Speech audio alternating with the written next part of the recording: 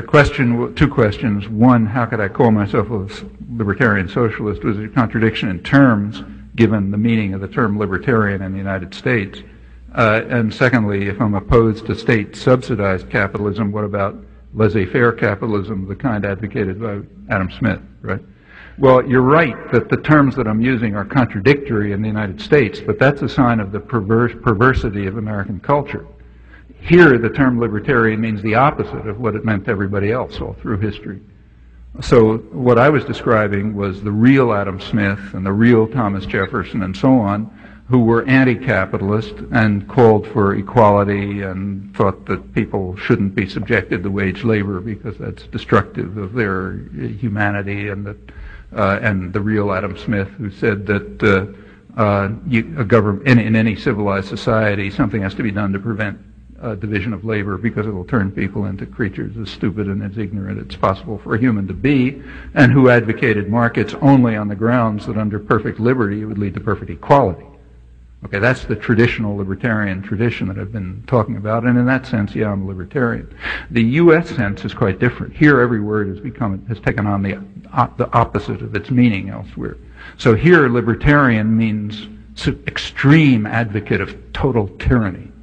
That's what libertarian means here.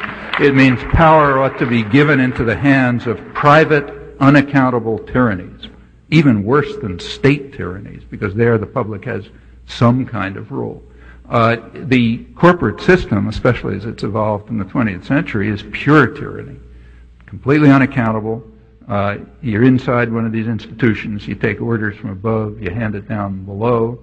You're outside the institutions under what the libertarians want. There's nothing you can say. The tyrannies do what they feel like. They're global in scale. I mean, this is the extreme opposite of what's been called libertarian everywhere in the world since the Enlightenment. And that's what's called libertarian here. So yeah, it is hard to talk here because you can't use words like libertarian or conservative or anything because they've all come to take their opposite meaning. As for Adam Smith and Wealth of Nations, well, first of all, the idea of a unsubsidized, not state-subsidized capitalism, we don't even have to bother talking about that. It has existed. It exists in a good part of the third world, which is why the third world looks the way it does. It has never existed in any developed society for a very simple reason. The wealthy and the powerful won't allow it, just as Adam Smith understood.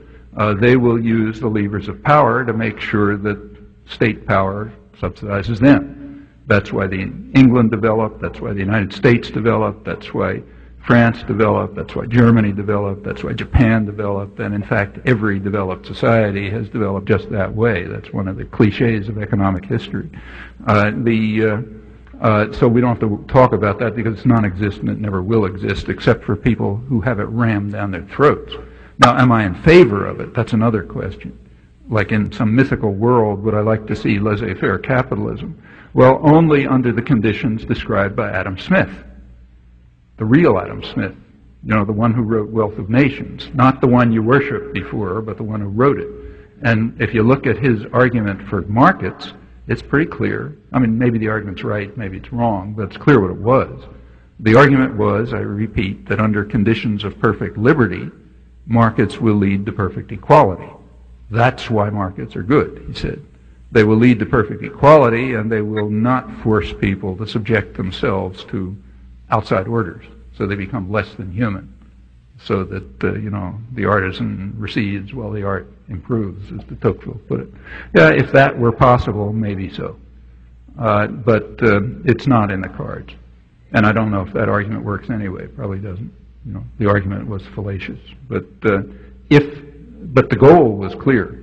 The goal was a society based on Enlightenment values, which is just radically opposed to what today are called libertarian values here in the United States. So there you have to be clear about what you're talking about. But you're right, as I use the terms, it sounds contradictory in the United States.